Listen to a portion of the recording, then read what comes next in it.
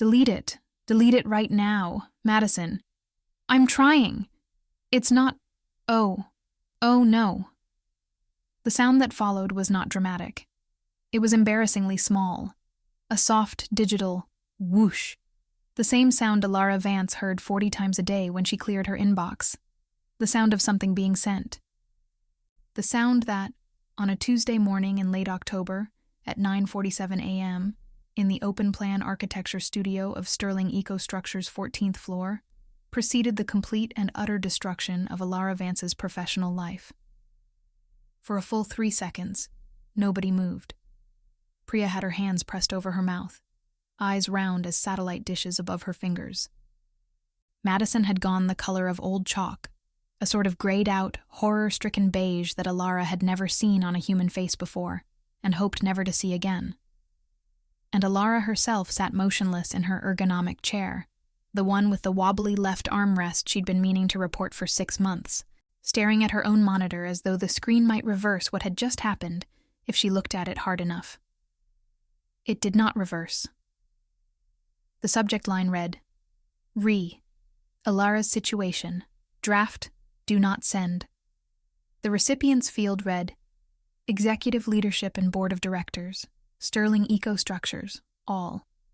And the body of the email, 263 words, composed in a fever of well-meaning stupidity by her 2 best friends while Alara had been in the bathroom, contained a comprehensive, enthusiastic, devastatingly specific account of the fact that Alara Vance was utterly, catastrophically, hopelessly in love with Sloane Sterling, her boss, the CEO, the woman whose name was on the building. If you've ever had a moment where the floor drops out from under your life, or if you just love a good sapphic romance with teeth, like this video and subscribe, you're not going to want to miss what happens next. It had started, as most genuinely terrible things do, with the best of intentions. Alara had known Priya and Madison since her first week of graduate school at the University of Washington, when all 3 of them had ended up in the same seminar on biophilic design and had bonded over a shared hatred of the professor's grading rubric and a shared love of the Thai place 3 blocks from campus that stayed open until 2 in the morning. They were, by any reasonable measure, excellent friends. Loyal, funny, generative in the way that only people who have weathered each other's worst years can be.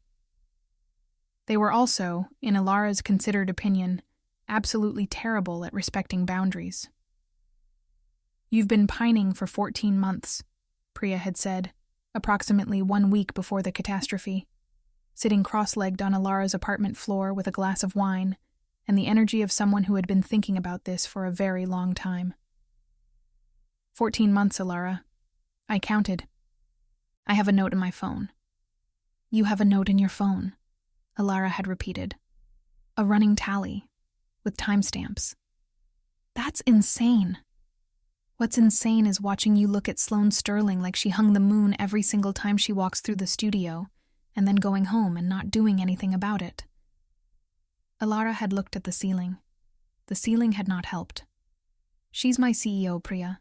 She could end my career with a phone call. She probably doesn't even know my name. She absolutely knows your name, Madison had said from the kitchen, where she was hunting for a bottle opener. She called you Vance at the quarterly review. That's basically intimacy in CEO language. That's my last name. That's the least intimate thing. She remembered it, out of 67 employees. Alara had pressed a pillow over her face and said nothing, because there was nothing useful to say. They were right that she had feelings for Sloane Sterling. They were right that those feelings had been accumulating for over a year, layering up like sediment, quiet and dense and increasingly difficult to ignore. They were wrong about everything else, including the note in the phone and the timestamps, and the idea that anything could or should be done about it. Some things, Alara believed, were simply meant to be felt privately and then buried under a mountain of professionalism until they decayed naturally. She had not shared this philosophy with her friends loudly enough, apparently.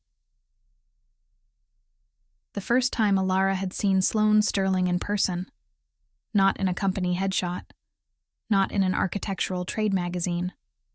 Not on the cover of Fast Company's sustainability issue with that headline that Alara definitely had not screenshot and saved.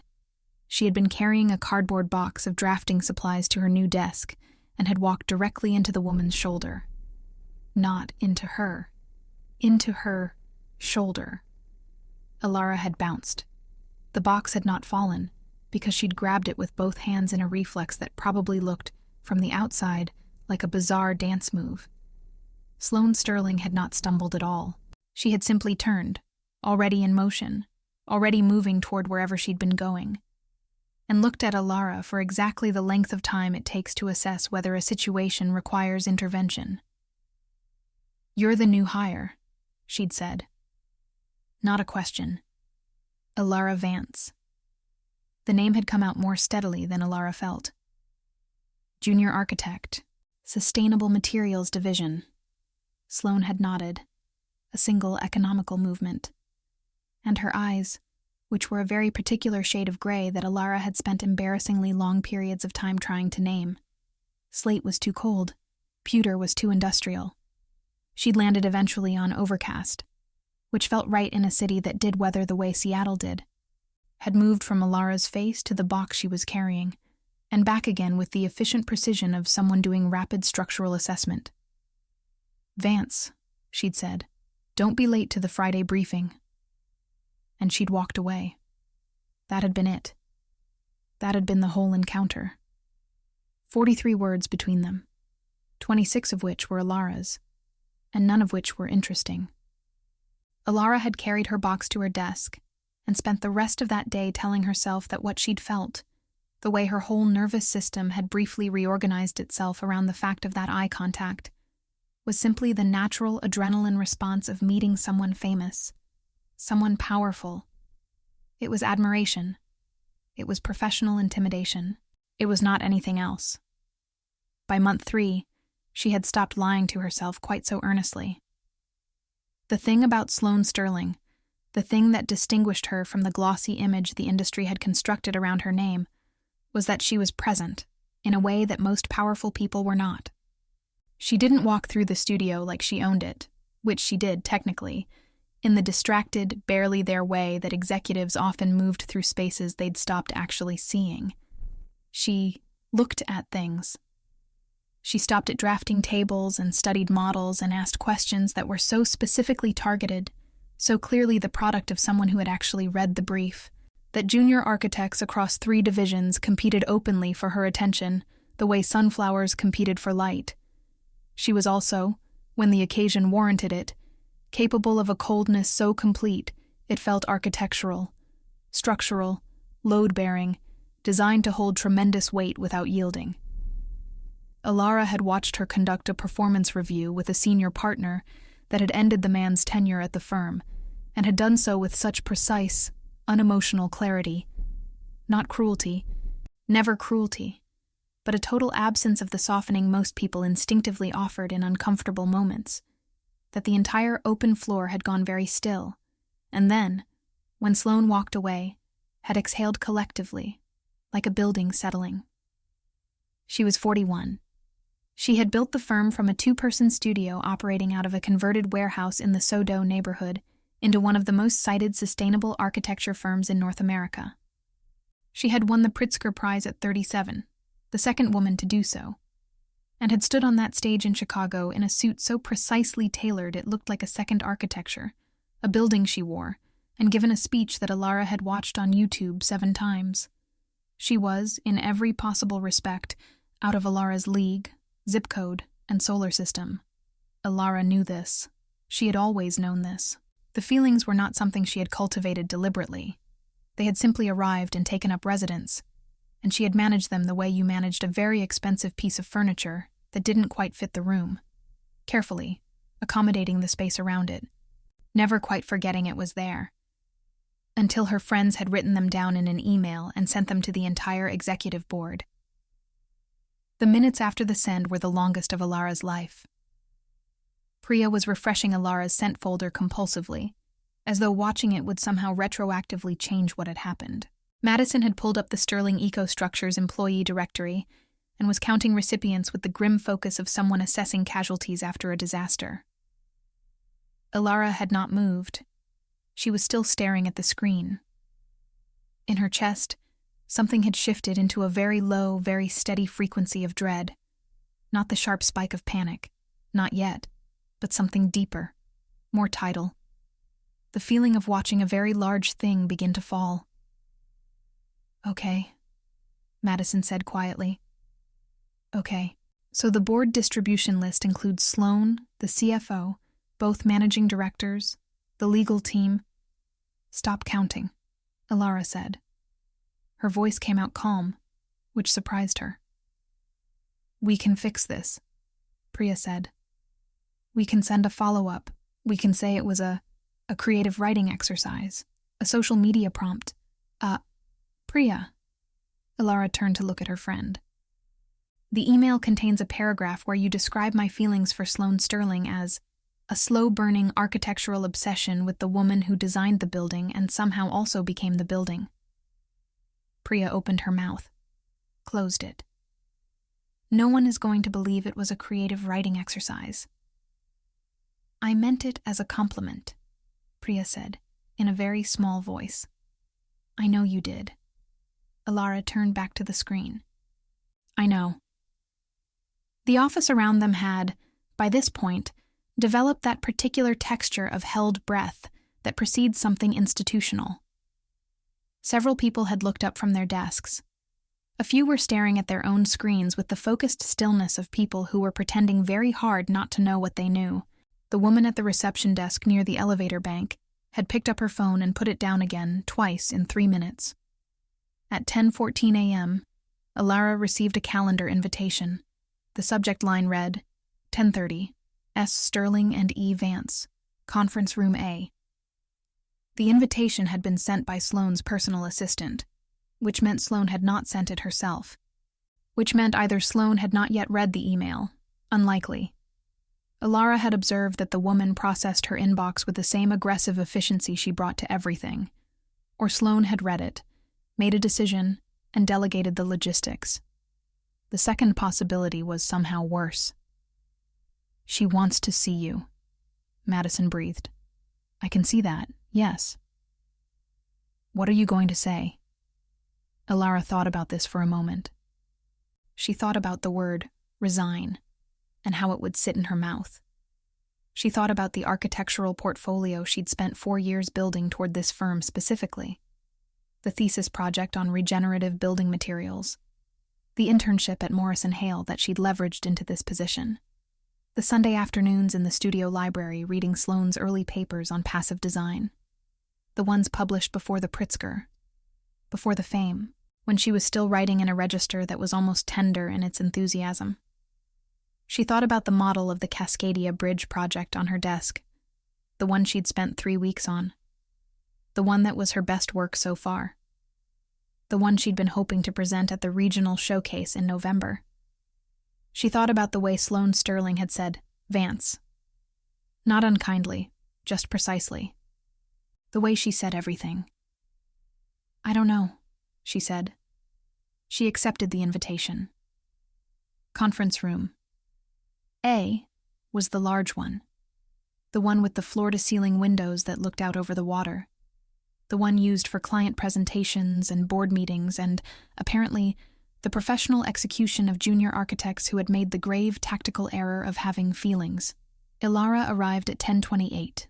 She was wearing what she always wore to work in the colder months: dark trousers, a structured sweater in a color she thought of as almost navy, ankle boots with a low heel that she'd bought specifically because they made her feel taller without making her feel performative. She had fixed her hair in the elevator mirror, realized fixing it had made it look worse, and put it back the way it had been. She carried nothing except her keycard and a pen she didn't need because she'd reached for something on her way out of her desk, and the pen had been closest.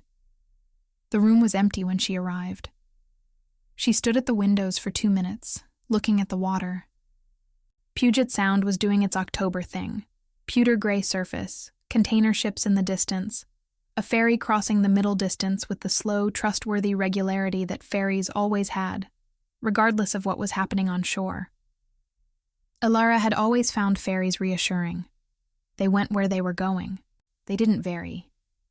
She heard the door. She turned. Sloane Sterling walked into conference room A, the way she walked everywhere, without announcement, without adjustment, as though any space she entered had always been expecting her. She was wearing charcoal today, a wide-leg trouser and a fitted jacket in a slightly lighter tone, and her hair, dark, cut short at the sides with the longer top swept back in that way Alara had spent entirely too long thinking about, was exactly as it always was. She carried a tablet and a single printed sheet, which she set on the conference table without looking at it. She looked at Alara. Alara looked back. For a moment, maybe 3 seconds, maybe 4, neither of them said anything. Then Sloane set her tablet down, crossed her arms in a way that was not aggressive, but was definitely deliberate, and said, "How long?" Alara blinked. "Pardon?" "The email." Sloane's voice was what it always was, measured, low, with a precision to it that made everything she said sound like it had been considered before it arrived. "It referenced 14 months. I want to know if that's accurate." Alara's face went hot. She had not prepared for this. She had prepared for, "You're terminated," or "This is a hostile work environment," or even, optimistically, "Let's pretend this never happened." She had not prepared for, "Is the timeline in the email accurate?" "Yes," she said, because lying about the timeline while standing in the wreckage of the email seemed redundant. Sloane nodded. Another of those single, precise nods. "Your friends wrote the email." "They did. You didn't know they were writing it." "I was in the bathroom." Alara paused. "I realize that's not a particularly dignified detail." Something moved across Sloane's face. Not a smile, not quite, but a brief easing of the precision, a slight shift in the set of her mouth. It was gone before Alara could name it. "The email is descriptive," Sloane said. "I haven't read it," Alara said. "I saw the recipients and I haven't been able to look at it." "That's probably wise." A pause. Sloane moved to the head of the table and sat, which in some ways made the dynamic better. She was no longer standing across the room from Alara like a verdict, and in other ways made it considerably worse, because sitting at the head of the conference table was still, unmistakably, a power position, and Alara was still standing near the windows with a pen she didn't need. "Sit down, Vance." Alara sat.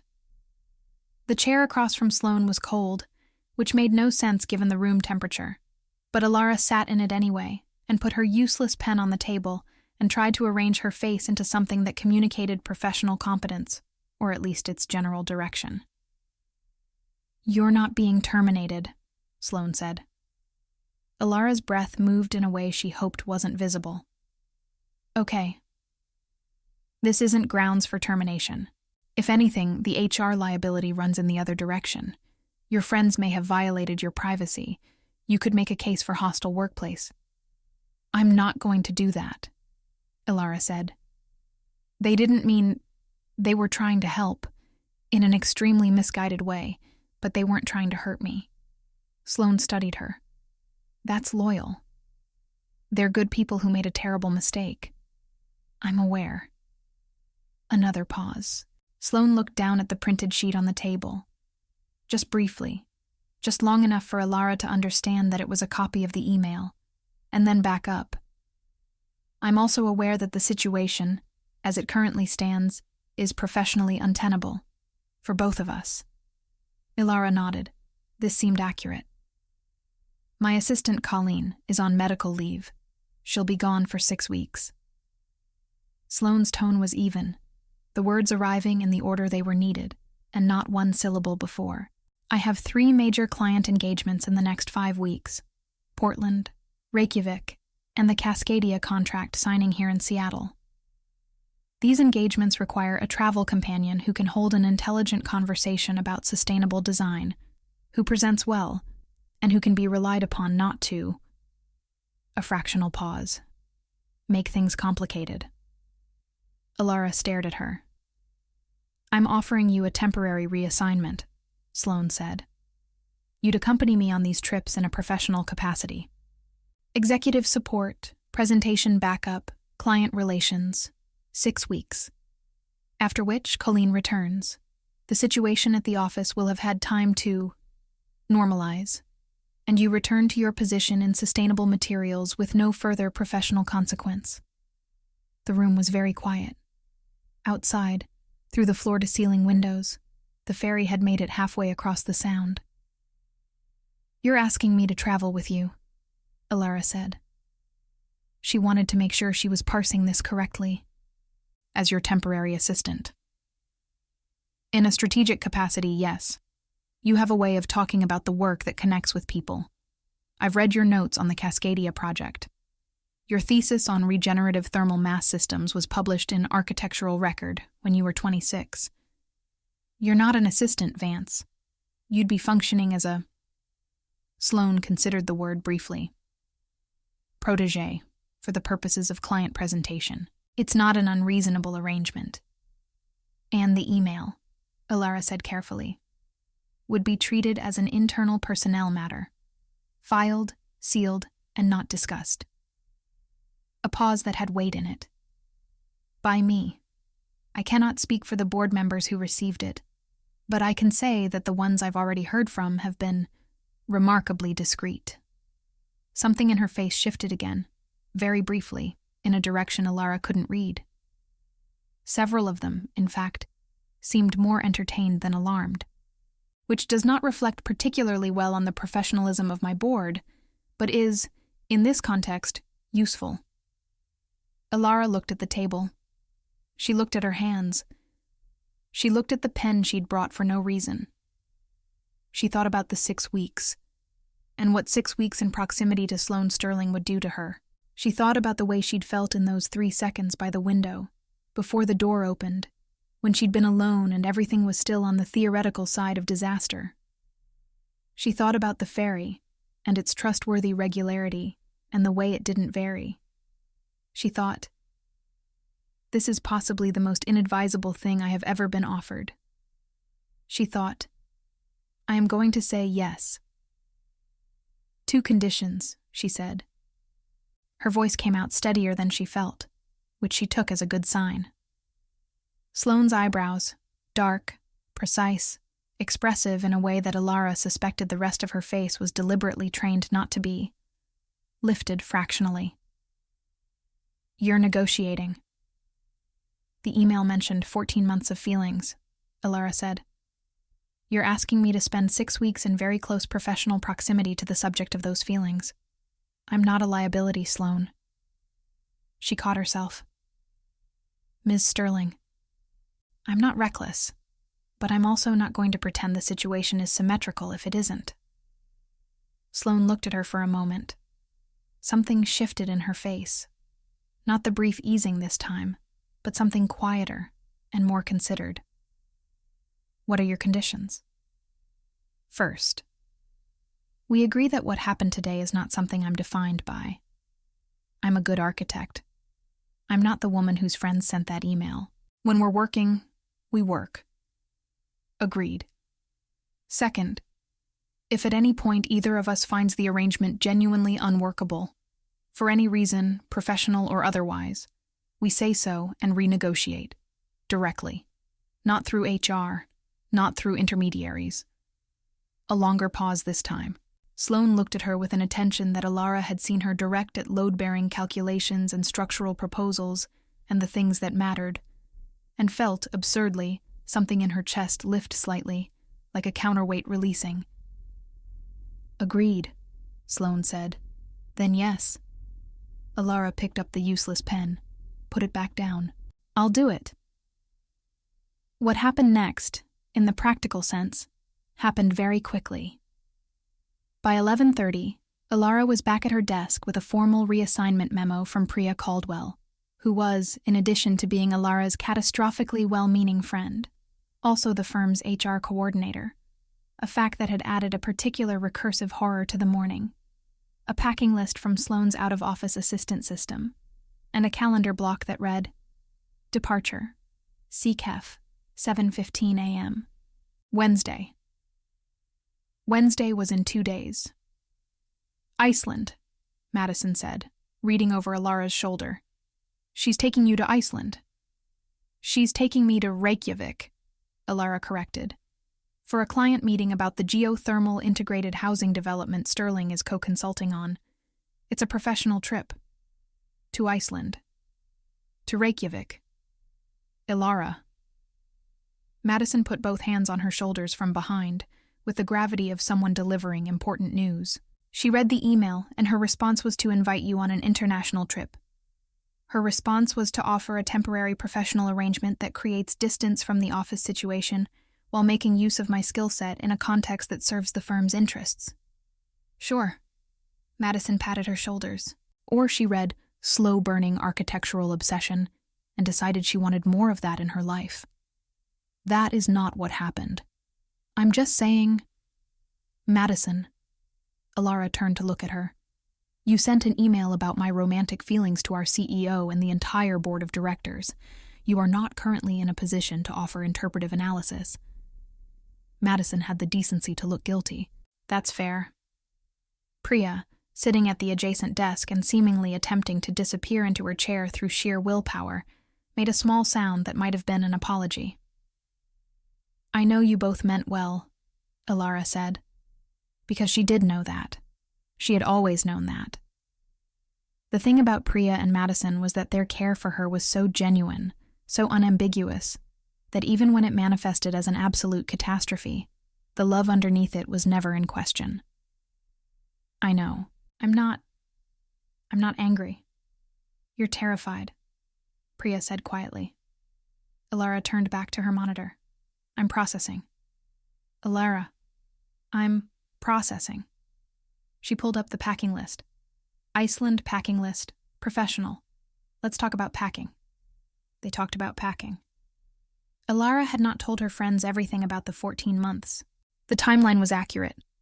She could have pinpointed the precise moment, the precise Tuesday morning when she'd been working late and had looked up to find the studio nearly empty, and Sloane had been at the model table 20 feet away, examining a proposed facade redesign for the Bellingham Community Housing Project, and had said, not to Alara, to the model, to the problem itself, the building has to want to be here.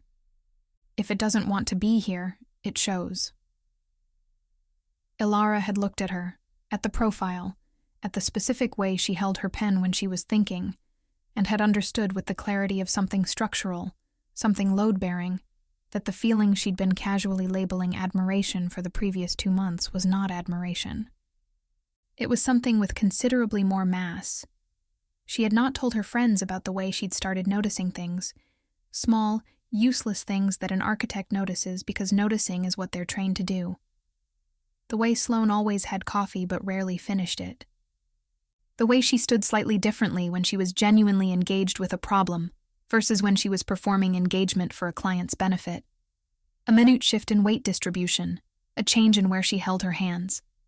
The way she occasionally, in the late afternoon, took her jacket off and hung it over the back of a chair and rolled up her sleeves, and how the sight of this felt, unreasonably, like a privilege.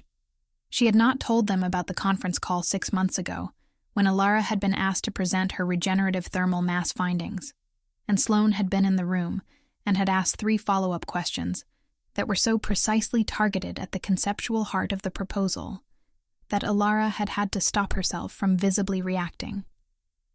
Not because the questions were hostile, but because they were the questions she had been asking herself at 2 a.m. while developing the model, and hearing them from Sloane's mouth had felt, absurdly, like being understood. She had not told them any of this, because this was the part that wasn't just a crush.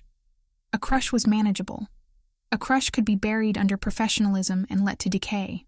What Alara felt was more structural than that. It had load-bearing elements, it had depth, and the most frightening thing was not that Sloane Sterling was beautiful or powerful, or the kind of person who said, the building has to want to be here, to an architectural model at 9:30 on a Tuesday. It was that Alara had spent 14 months watching her and had come to believe, quietly and without much drama, that Sloane Sterling was also lonely. Specifically and precisely lonely. The kind of lonely that comes not from an absence of people, but from an absence of people who can keep up. She thought about this on the ferry home. She lived in West Seattle and took the ferry by choice when she could, because ferries were trustworthy and did not vary. Sitting on the outer deck despite the cold, watching the city recede.